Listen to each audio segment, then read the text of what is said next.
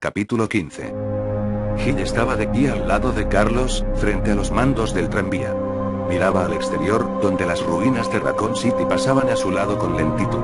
No podían ver demasiado con el haz amarillento del único faro, pero había numerosos incendios pequeños que nadie apagaba, y el trozo de luna que brillaba en el cielo lo iluminaba todo con su luz fría. Calles repletas de escombros y cascotes, ventanas rotas o tapiadas con tablas de madera, sombras vivientes que se tambaleaban y vagabundeaban sin dirección fija.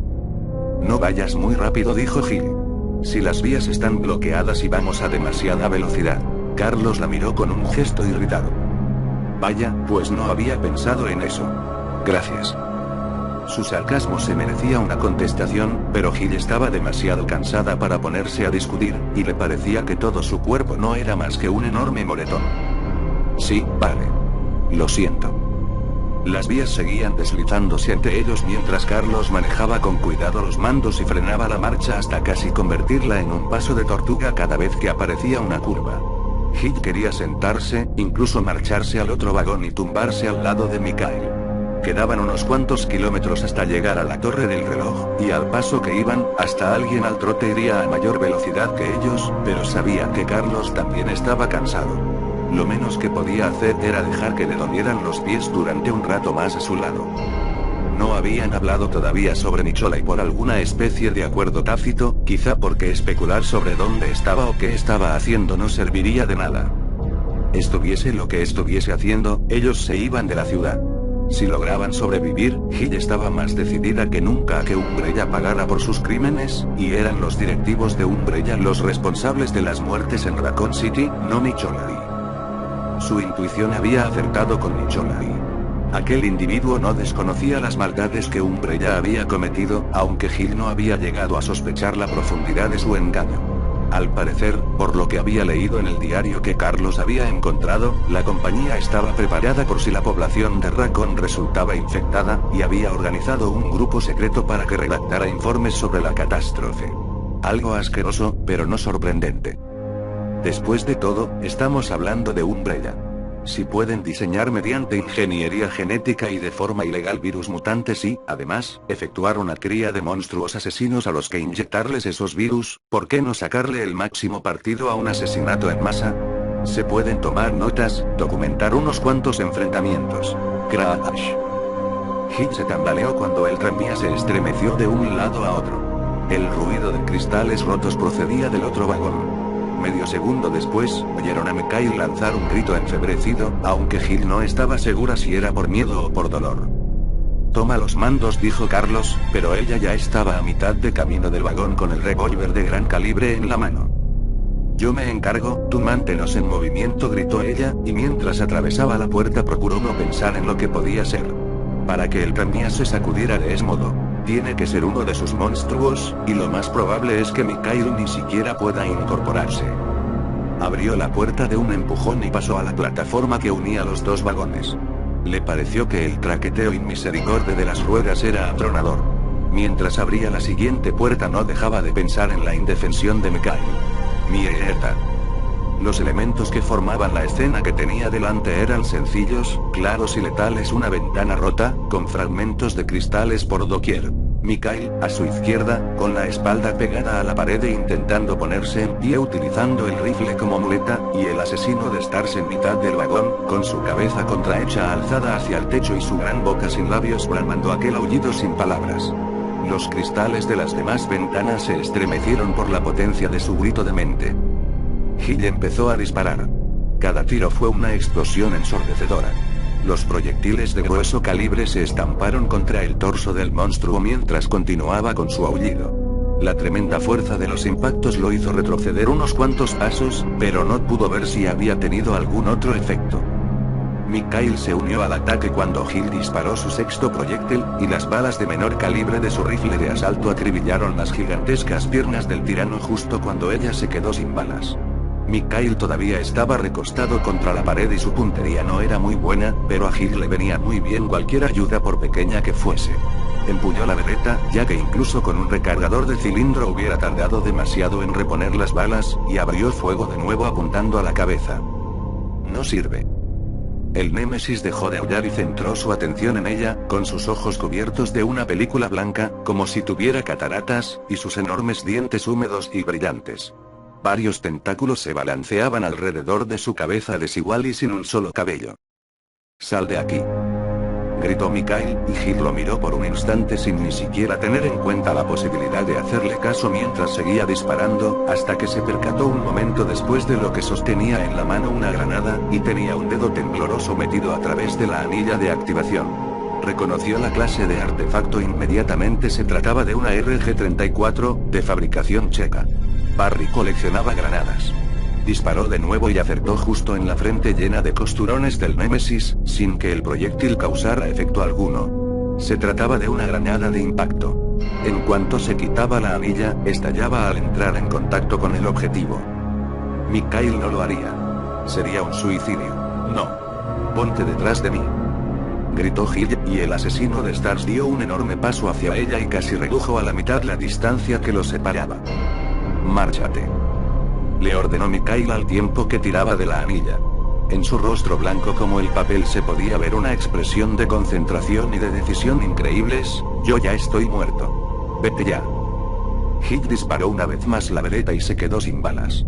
Se dio la vuelta y echó a correr, dejando que Mikhail se enfrentara a solas con aquel monstruo. Carlos oyó los gritos en mitad del retumbar de los disparos mientras se esforzaba por detener el tranvía, desesperado por ir en ayuda de Gil y de Mikhail, pero se encontraban en mitad de una curva algo cerrada y los mandos, que sufrían una evidente falta de mantenimiento, se resistieron a todos sus esfuerzos. Estaba a punto de dejarlo todo y reunirse con ellos de todas maneras cuando la puerta a su espalda se abrió de golpe. Carlos se giró en redondo y empuñó el M16 apuntando con una sola mano mientras mantenía la otra de un modo instintivo sobre la palanca de mando, pero vio que se trataba de Gil. Ella casi entró de un salto con el rostro convertido en una máscara de terror expectante y un nombre en los labios. Una fortísima onda expansiva de fuego y sonido surgió a su espalda y la tiró al suelo, donde rodó con torpeza sobre un hombro mientras acababa de llegar el estallido del segundo coche. Unas llamaradas de fuego entraron por la ventanilla de la puerta trasera al mismo tiempo que el suelo se estremecía arriba y abajo. Carlos se estampó contra el asiento del conductor, y el brazo de la silla lo golpeó en el muslo con la fuerza suficiente para que los ojos se le llenaran de lágrimas. «Mikhail». Carlos dio un paso hacia la parte trasera del vagón, y lo único que vio de él fueron sus restos ardientes y destrozados cayéndose a pedazos poco a poco mientras el tranvía cogía velocidad. No existía ninguna posibilidad de que Mikhail hubiera sobrevivido a aquello, y Carlos comenzó a tener dudas muy serias sobre sus propias posibilidades.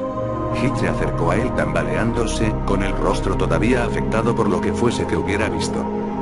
Él también entró en otra curva y quedó fuera de control en ese preciso instante, saltando de un lado a otro como si se tratase de un barco en mitad de una tormenta, solo que los rayos y los truenos los provocaba el propio vagón al chocar contra los coches y los edificios y hacer saltar grandes chorros de chispas.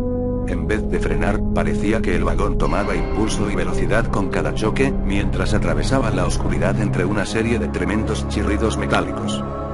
Carlos intentó luchar contra la gravedad para agarrar la palanca de mando, consciente de que se habían salido de las vías, de que Mikhail había muerto, de que su única esperanza era el freno manual. Si tenían mucha suerte, las ruedas se bloquearían.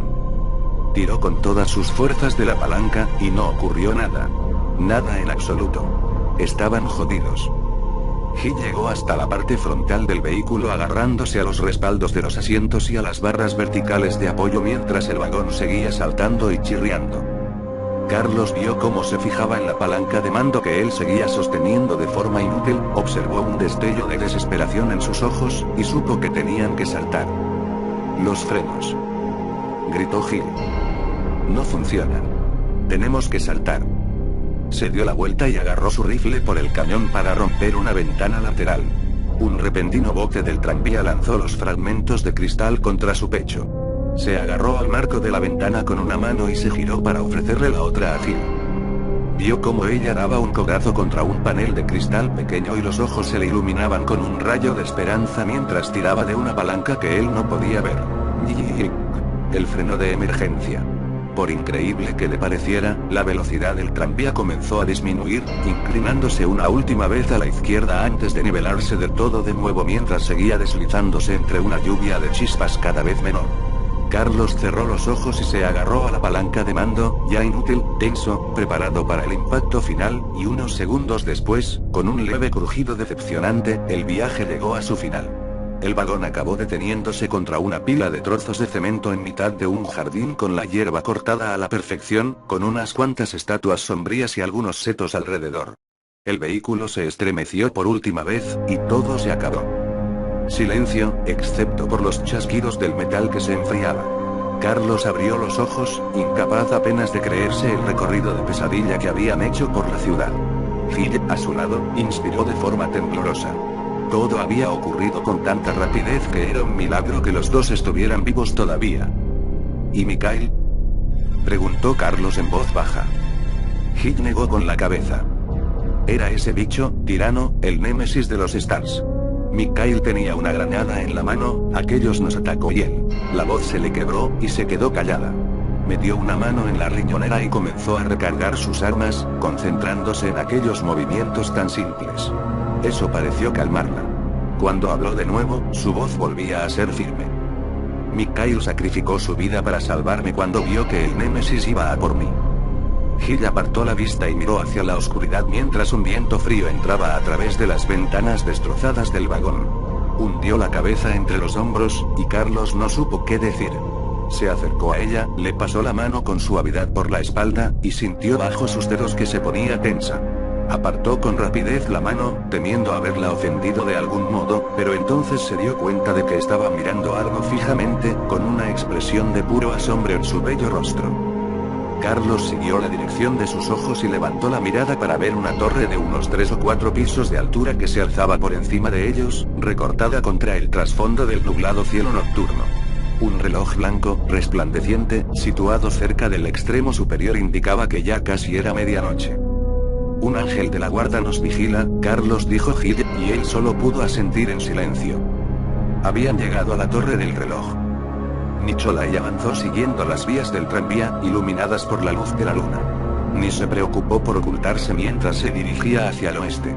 No tendría problema alguno en ver cualquier cosa que se acercara hacia él y podría matarla desde lejos. Estaba de un humor de perros, y casi le apetecía la oportunidad de volarle las tripas a algo, sin importarle que fuera humano o no. Su furia se había aplacado un poco y había dado paso a un estado de ánimo bastante fatalista. Ya no le parecía posible seguir el rastro del jefe de pelotón moribundo y de los 2 soldados jóvenes, sobre todo, porque ya no tenía tiempo. Le llevaría por lo menos una hora llegar hasta la torre. Si lograban adivinar cómo se podían poner en funcionamiento las campanas del reloj, se habrían marchado mucho antes de que él llegara. Nicholai dejó escapar un bufido y se esforzó por recordar que sus planes no habían cambiado, que todavía tenía un horario y un esquema que cumplir. Había 4 personas que lo estaban esperando sin saberlo. Después del doctor Aquino, iban los 2 soldados, Chan y el sargento Ken Franklin, y por último, el operario de fábrica, Foster. Nicholai todavía tendría que recoger toda la información después de habérselos cargado a todos, y más tarde localizar y preparar un punto de reunión y salir en helicóptero de la ciudad. Tenía mucho que hacer, pero no podía evitar sentirse frustrado por las circunstancias. Se detuvo e inclinó la cabeza hacia un lado. Había oído un estampido, un choque de alguna clase más hacia el oeste, quizá incluso el sonido apagado por la distancia de una explosión de pequeño tamaño. Un segundo después, sintió una leve vibración en las vías del tranvía. Las vías pasaban por el centro de una calle principal. Cualquier objeto sólido podía haberlas hecho vibrar. Son ellos, son Mikhail y Carlos, y Gil Valentine. Han chocado con algo, o le ha pasado algo al motor, o no sabía qué, pero, de repente, estuvo muy seguro de que habían tenido alguna clase de problema. Aquello reforzó su sentimiento de que era él quien tenía mayores habilidades. Ellos se veían obligados a confiar en la suerte, y no todo era buena suerte. Quizá nos veremos de nuevo las caras. Cualquier cosa es posible, sobre todo en un sitio como este. Un gruñido gorgoteante le llegó procedente de algún punto por delante y a la izquierda, entre un edificio de oficinas y un aparcamiento vallado. Al primero se le unió un segundo, y después un tercero. 3 infectados salieron a terreno abierto, a unos 10 metros de donde él se encontraba. Estaban demasiado lejos para distinguir con claridad sus cuerpos bajo la pálida luz de la luna, pero Nicholai se dio cuenta de que ninguno de ellos se encontraba en demasiado buen estado. A 2 de ellos les faltaba algún brazo, y al otro parecía que le habían cortado las piernas por la mitad, de modo que caminaba sobre sus rodillas, y cada paso que daba sobre los muñones provocaba un sonido parecido a un chasquido con los labios.